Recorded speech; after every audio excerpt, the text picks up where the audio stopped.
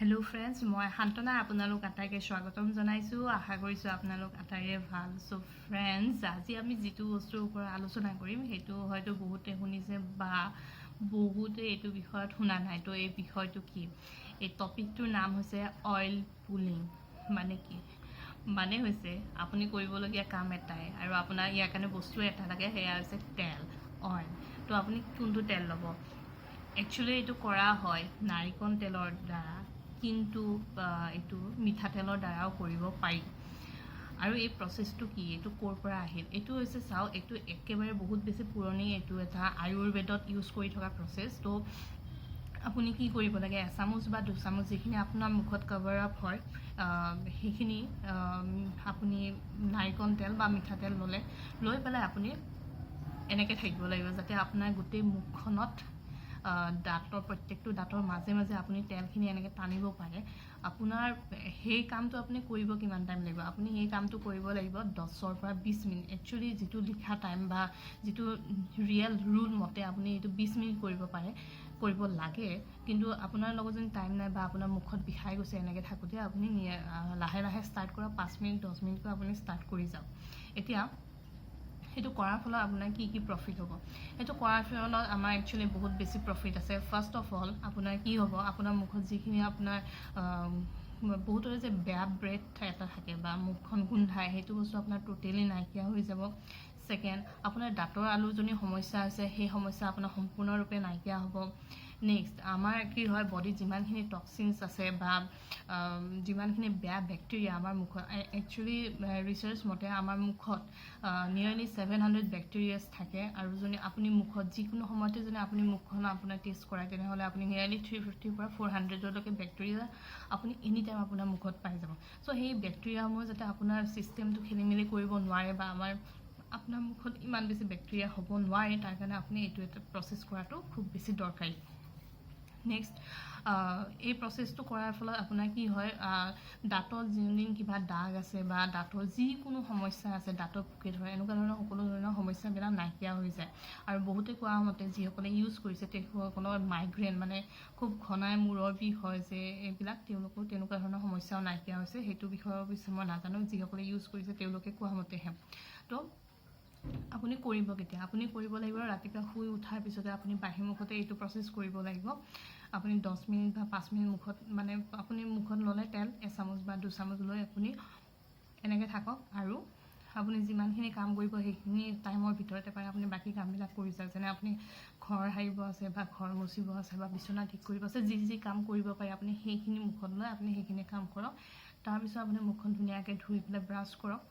normally বাকি যিখিনি কাম আছে আপুনি ব্ৰাছ কৰি যেনে কোলগেট লৈ পেলাই বা যি লৈ যোনটো টুথপেষ্ট লৈ আপুনি বাকি নৰ্মেল বাকিখিনি কাম গোটেই একে এজ ইট ইজ থাকিব তাত কোনো চেঞ্জেছ নাই জাষ্ট আপুনি ৰাতিপুৱা শুই উঠাৰ পিছত আপুনি তেল লৈ নাৰিকল বা মিঠাতেল লৈ আপুনি এইটো কাম কৰিব লাগে এটা মিঠাতেল লৈ কেনেকুৱা হয় মই হেতুৰ ওপৰত নাজানো কাৰণ মই আজিলৈকে মিঠাতেল ট্ৰাই কৰি পোৱা নাই কিন্তু মই নাৰিকল তেল কৰিছিলো আৰু যেতিয়া মই বস্তুটোৰ বিষয়ে জানিছিলো মই নাৰিকল তেল বিচাৰি থকা নাই কোনটো কিনিম কোনটো কি কৰিম মূৰত লগোৱা যোনটো নাৰিকল তেল আছিল মই হেতুৱে কৰিছিলো আৰু কৰাৰ পিছত একচুয়ালি খুব বেছি ভাল লাগিছিল কিয় তেলটো এনেটো দেখাত কেনেকুৱা ট্ৰান্সপাৰেন্ট গোটেই একো কালাৰ নাথাকে নাৰিকল তেলটোত যেতিয়া মুখত লৈ আপুনি এনেকৈ থাকিব 10 মিনিট 15 মিনিট তেতিয়া কি হয় এনেকুৱা লাগে যেন আপোনাৰ তেলটো কালাৰ গাখীৰৰ নিচিনা হৈ যায় একচুয়ালি এনেকুৱা লাগিব আপুনি যেন গাখীৰহে লৈ আছিল মুখত আৰু যেতিয়া আপুনি তেলখিনি পেলাই দিব তাৰ পিছত আপোনাৰ মুখখন ইমান বেছি ফ্ৰেছ লাগিব আপোনাৰ মানে নিজৰে খুব বেছি ভাল লাগি যায় যে মোৰ মুখখন ইমান বেছি ফ্ৰেছ লাগি আছে আৰু আপুনি এটা একচুয়ালি নাৰিকল তেল কৰিব লাগিলে এক্সট্ৰা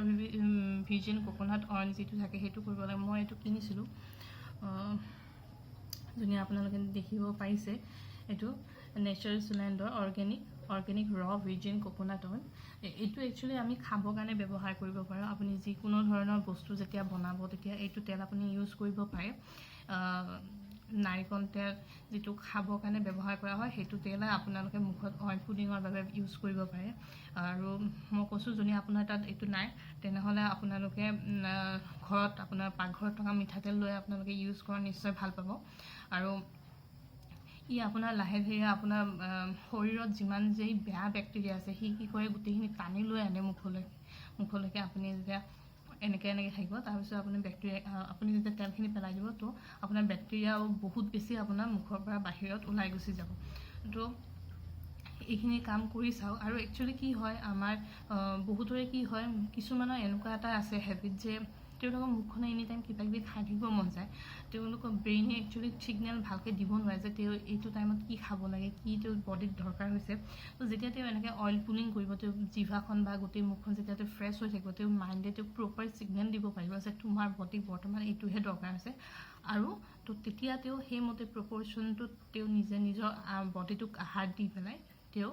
লাহে ধীৰে ৱেইট লছৰ কাৰণেও ট্ৰাই কৰিব পাৰিব যিসকলৰ বেছিকৈ খানা খোৱাৰ ফলত